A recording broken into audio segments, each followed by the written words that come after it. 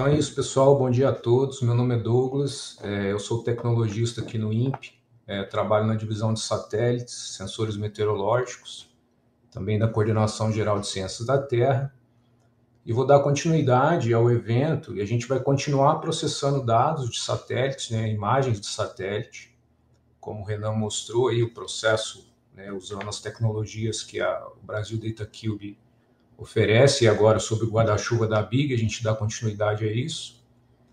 E aí eu trouxe um conteúdo aqui que eu chamei de visualização, acesso e processamento de imagens GOES, ou GOE, utilizando DSAT, STAC e Python, né? Então a diferença é que agora a gente vai trabalhar com outro satélite, né? O Renan apresentou os exemplos com o Sentinel, e agora a gente vai trabalhar com os dados do GOES, né? Utilizando o conceito do STAC, né? Também Python, a computação interativa, e dar uma olhada nessa aplicação web, que aí já seria uma aplicação final, como o BDC Explorer, para visualizações dos dados do GOES na web, né? Então, para quem não conhece, contextualizando um pouco, né, o GOES ele define uma série de satélites geoestacionários norte-americanos, né, operados pela NASA e pela NOAA, né. Eles orbitam nessa órbita chamada geoestacionária, que, né, confere algumas características para o dado, né? Enquanto o Sentinel, por exemplo, é um satélite de órbita baixa, está mais próximo à Terra, então tem uma capacidade maior de gerar detalhes, né, nas suas imagens. E os satélites geoestacionários, eles estão a 36 mil quilômetros, né, orbitando a Terra, e eles têm a capacidade de ficar fixo, né, em relação ao ponto da superfície.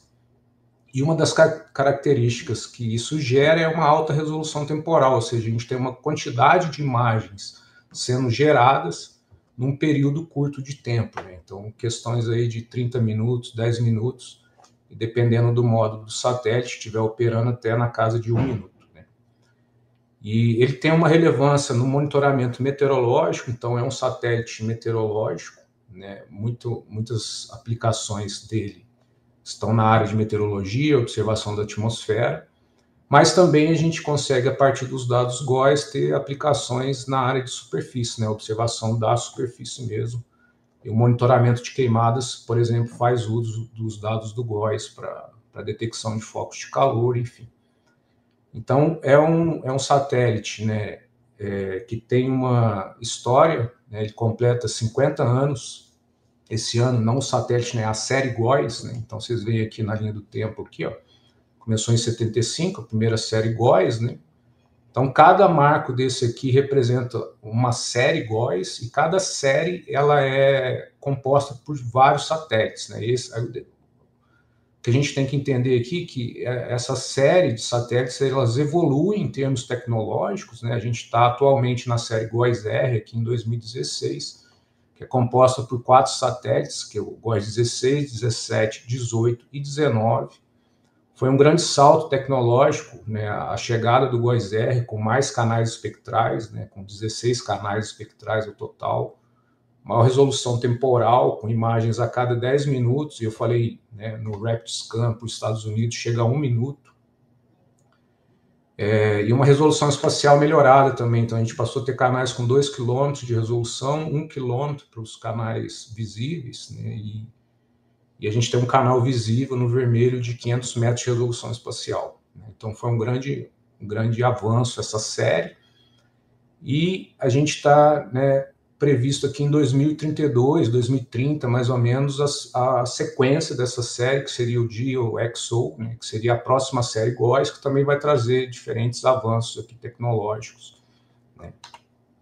Então, para vocês terem uma ideia, essa é uma imagem transmitida pelo GOES 16, né, o primeiro satélite que compôs a série GOES-R, a mais moderna em operação. Perceba, a gente chama isso aqui de full disk, né, que é o scan de um polo ou outro da Terra, dada a posição de longitude que o satélite ocupa, né? Então, esses satélites, como são norte-americanos, eles estão posicionados para a gente visualizar as Américas, né, o continente americano, então indica a importância do Brasil também.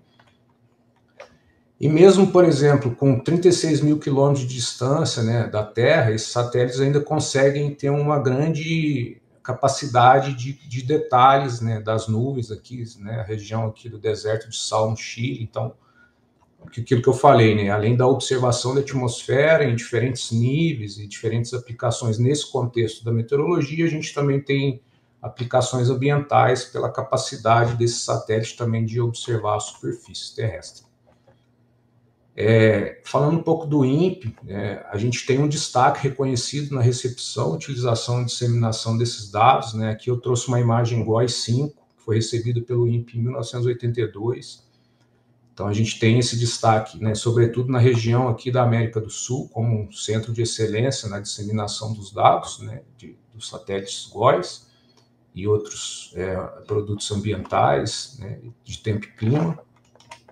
E continuamos fazendo isso até hoje, né? Aqui uma imagem já de 2025, essa imagem de ontem, enquanto estava fazendo a apresentação, né? Dia 2/6. O satélite operacional que a gente tem hoje é o GOES 19, né? Então a gente, né, tem essa história recebendo, processando, disseminando e divulgando esses dados perante a comunidade científica, né? Inclusive, temos uma estação de recepção exclusiva, né, para os satélites da série GOES-R, né, instalada aqui no CPTEC, em Cachoeira Paulista. Aqui é a nossa antena de recepção, alguns colegas aqui da divisão de satélites, né, no dia da inauguração, dia 10 de fevereiro de 2020.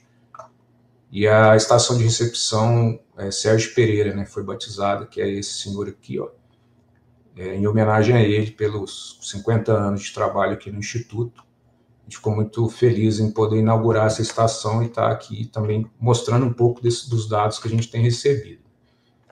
E com a chegada da estação de recepção e os avanços que essa série GOES-R proporcionou, né, uma das iniciativas que a gente teve foi construir uma plataforma de visualização desses dados, de que a gente pudesse disseminar esses dados para a comunidade interessada, né, os especialistas, pesquisadores, enfim, em diversas áreas, e que de fato aproveitasse os avanços tecnológicos que essa série de novos satélites GOES, né, trouxe.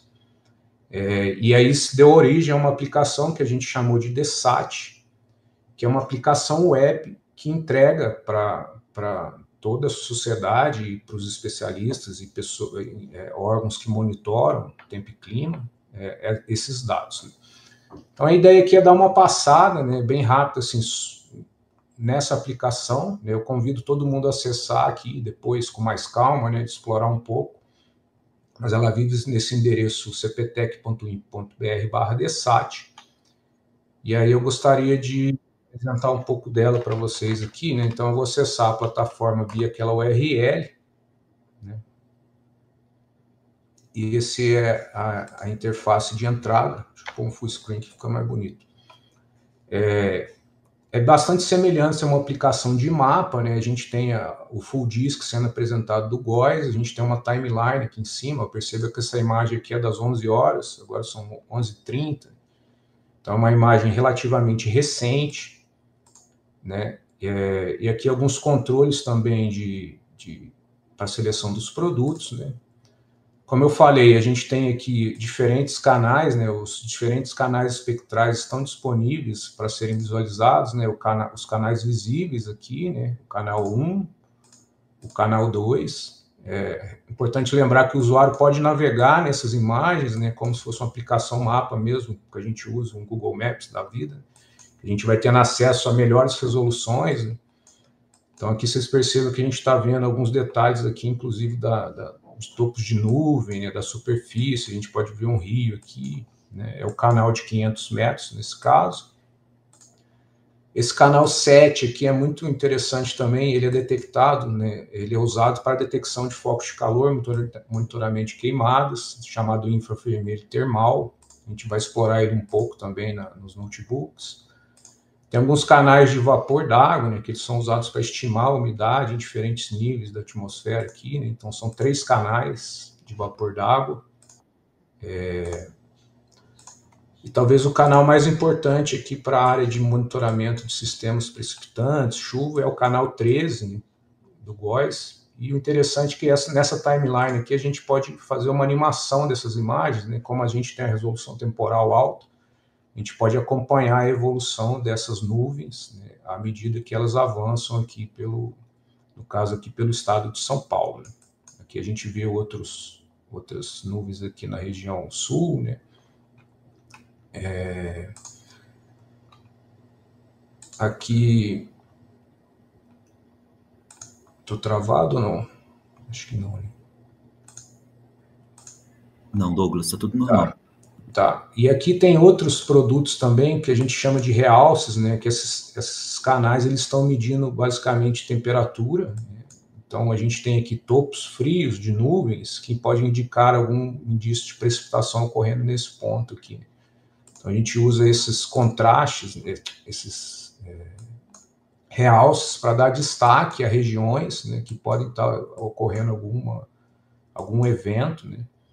E sempre, como eu falei, a gente tem o poder de animar isso, né?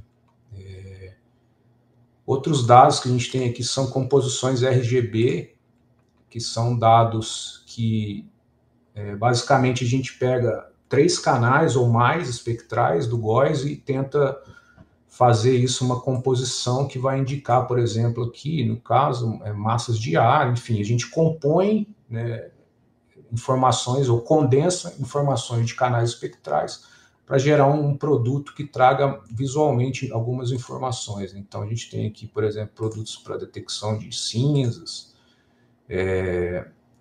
a questão da convecção diurna, enfim, produtos que são usados pelos meteorologistas e especialistas para estimar alguma variável ou alguma condição atmosférica, né?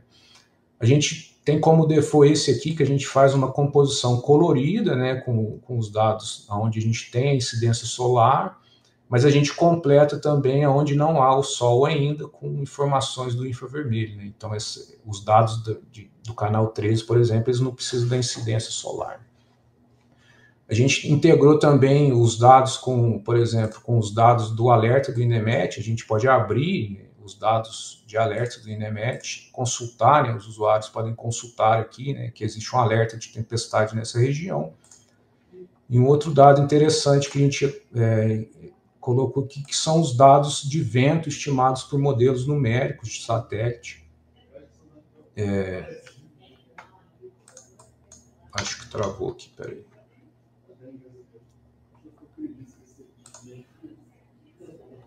Então, são dados de vento, né, estimados por um modelo numérico em diferentes níveis de altitude, né? E aqui eu estou olhando em 850 HPA, e esses dados aqui, eles são interessantes porque eles podem indicar a dinâmica das nuvens, do comportamento da atmosfera.